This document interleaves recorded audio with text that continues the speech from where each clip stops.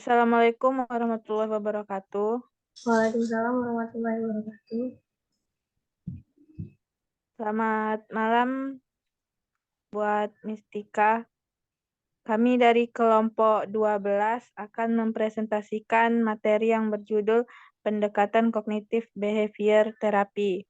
Saya sebagai moderator dan teman saya, Sesti Lestari, sebagai pemateri. Baiklah, langsung saja ke materi yang pertama, itu akan dibaca oleh Sesti Lestari.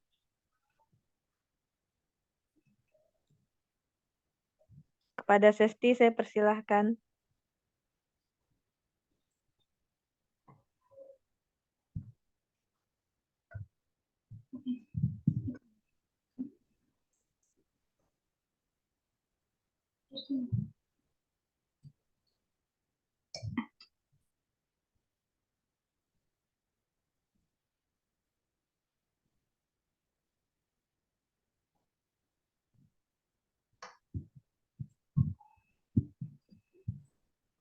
Baik, terima kasih moderator.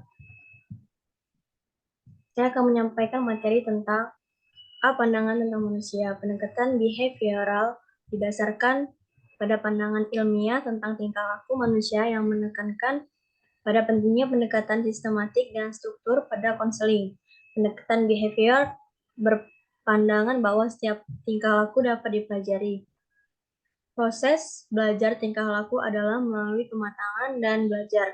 Selanjutnya, tingkah laku lama dapat diganti dengan tingkah laku baru. Manusia dipandang memiliki potensi untuk berperilaku baik atau buruk. Tepat atau salah, manusia mampu melakukan refleksi atas tingkah lakunya sendiri. Dapat mengatur serta mengontrol perilakunya dan dapat belajar tingkah laku baru atau dapat mempengaruhi perilaku orang lain. Dia konsep dasar. Salah satu studi yang paling penting dalam perkembangan pendekatan behavior adalah studi yang dilakukan oleh Watson dan Rainer 1920 yang menggunakan anak sebagai subjek tentang rasa takut yang dipelajari. Saran-saran penelitian ini menjadi teknik-teknik inti dalam konseling behavioral. Penggunaan istilah behavioral counseling pertama kali dikemukakan oleh Kromboldt dari The Stanford University pada tahun 1964 pada dekade 1950-an. Pengalaman konseling merupakan filsafat hidup yang menekankan pada segi hubungan dan setting wawancara.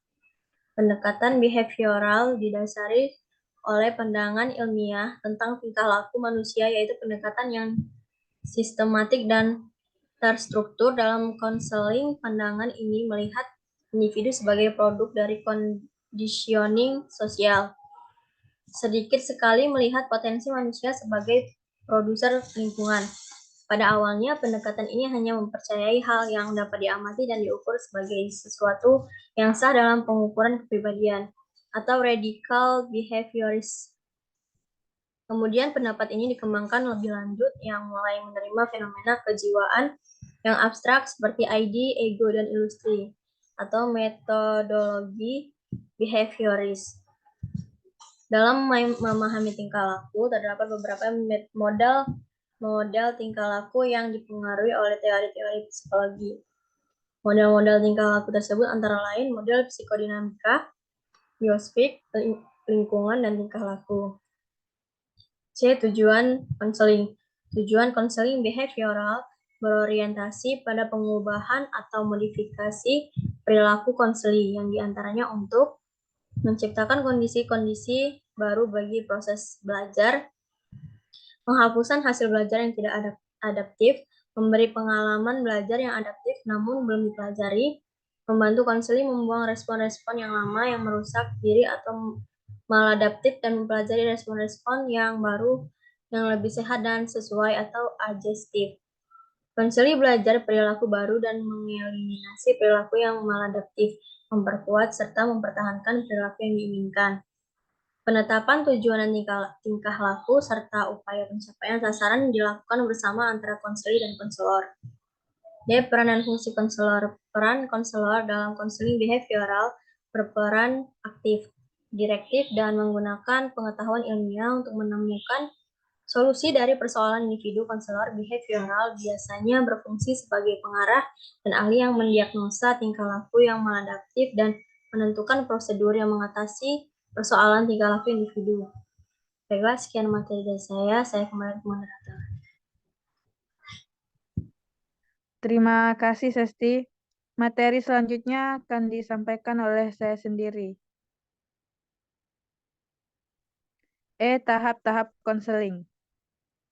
Konseling behavioral memiliki 4 tahap, yaitu melakukan asesmen atau asesmen.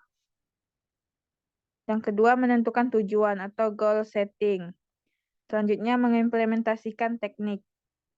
Dan evaluasi dan mengakhiri konseling. Slide selanjutnya, Sesti. F. Teknik-teknik konseling.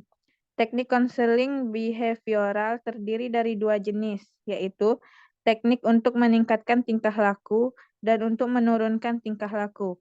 Teknik untuk meningkatkan tingkah laku antara lain penguatan positif, token ekonomi, pembentukan tingkah laku atau shaping, pembuatan kontrak atau kontingensi contracting, sedangkan teknik konseling untuk menurunkan tingkah laku adalah penghapusan atau extinction, time out, pembanjiran atau flooding, penjenuhan.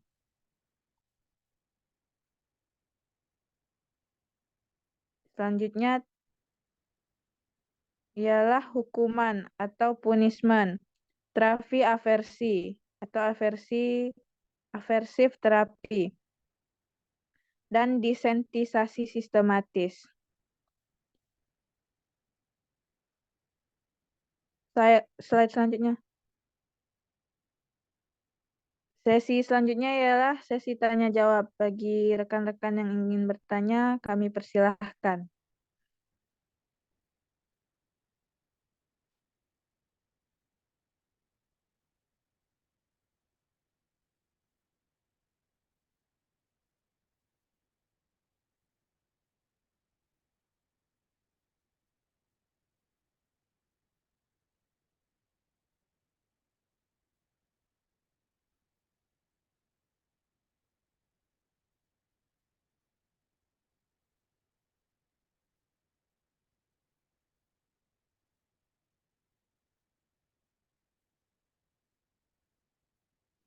Baiklah, saya akan membacakan kesimpulannya.